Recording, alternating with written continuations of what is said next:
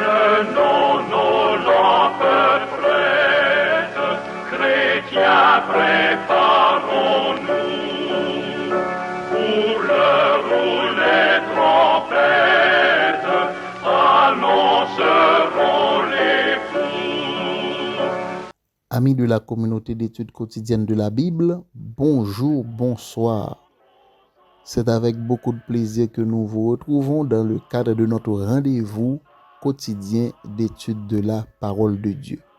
Nous espérons que vous avez passé une excellente soirée ou une excellente journée.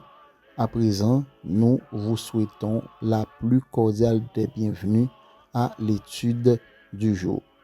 La leçon de cette semaine est intitulée Signe indicateur du chemin et nous trouvons le verset à mémoriser dans Jean 20, versets 30 et 31.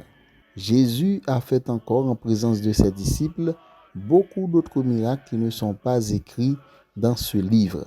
Mais ces choses ont été écrites afin que vous croyiez que Jésus est le Christ, le Fils de Dieu, et qu'en croyant vous ayez la vie en son nom. Prions le Seigneur. Notre Seigneur et notre Dieu, nous allons ouvrir ta sainte parole. Que ton Saint-Esprit nous guide. Au nom de Jésus. Amen. Signe indicateur du chemin, comme titre de la leçon de cette semaine. Et aujourd'hui, jeudi 3 octobre, nous abordons un nouveau sous-titre, les affirmations de Jésus.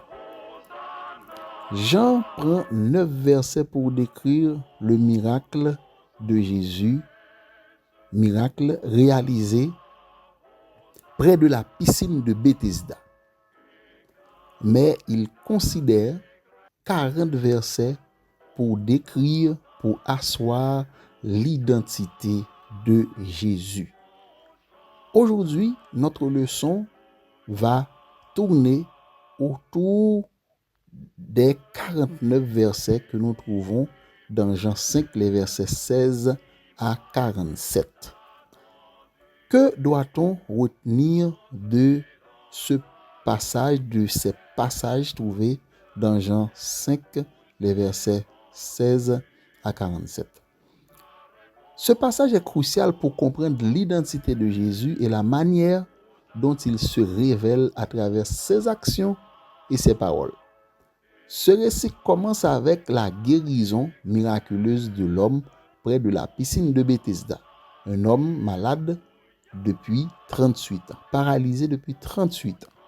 Ce miracle, accompli un jour de sabbat, devient un point de départ d'une controverse entre Jésus et les autorités religieuses de l'époque. Jésus va être persécuté. La persécution de Jésus pour avoir accompli une guérison le jour du sabbat. Les chefs religieux accusent Jésus de violer le sabbat. Ils ne comprennent pas la nature de son acte et son lien avec Dieu.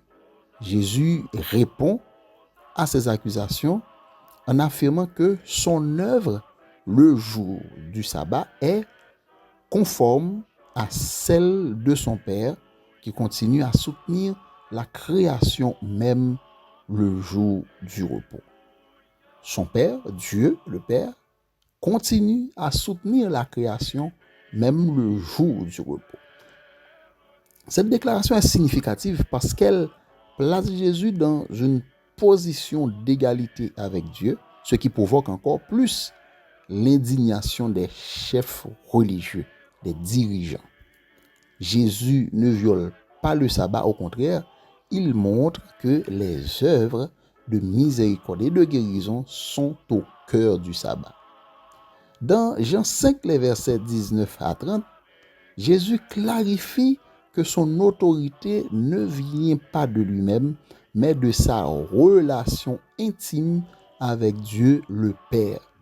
Il agit toujours en harmonie avec Dieu. Jésus indique qu'il a le pouvoir de juger et de donner la vie, des attributs qui appartiennent exclusivement à Dieu dans l'Ancien Testament. Jésus revendique un statut divin, non seulement pour ses paroles, mais aussi par ses actions, particulièrement à travers les miracles qu'il accomplit comme la guérison à Bethesda. 4 témoins. Jésus fait appel à 4 témoins pour attester de sa divinité dans Jean 5 des versets 31 à 39. Ces 4 témoins sont Jean-Baptiste, les miracles, le Père et les Écritures. Tous ces témoins, comme le rôle du témoin est de témoigner et de rendre témoignage, ce sont des témoins qui permettent à Jésus d'affirmer sa divinité. Donc les affirmations de Jésus concernant sa divinité sont fondées sur le fait qu'il existe ces 4 principaux témoins qui attestent effectivement qu'il est le Fils de Dieu et qu'il est Dieu lui-même. Ces témoignages confirment l'identité divine de Jésus et montrent qu'il agit selon la volonté de Dieu. À présent, chers amis, que devons-nous retenir? Quel est le message? Quel est le point important que nous devons retenir? Nous devons, premièrement, chers amis, chercher à connaître Jésus à travers ses œuvres et sa parole. Le récit de Jean 5, versets 16 à 47 nous montre que la foi en Jésus ne doit pas se baser uniquement sur des doctrines ou des traditions, mais sur une relation personnelle avec lui. Ne vous limitez pas à une connaissance intellectuelle de Dieu. Approfondissez votre relation personnelle avec Jésus à travers la prière et l'étude des Écritures. La deuxième leçon que nous devons retenir, le deuxième point que nous devons retenir, le dernier point, c'est de vivre le sabbat comme un jour de guérison et de restauration. Le miracle de Jésus, le jour du sabbat, nous enseigne une vérité importante. Le sabbat n'est pas seulement un jour de repos physique, mais aussi un moment pour la guérison spirituelle et la restauration. Vivez le sabbat comme un jour d'opportunité pour la guérison. Que le Seigneur vous bénisse. Notre Seigneur, notre Dieu, merci de nous avoir apporté ces messages, ces leçons aujourd'hui. Permets, Seigneur, que ton Saint-Esprit continue à nous guider, à nous convaincre, à pratiquer ces paroles de notre vie. Au nom de Jésus. Amen.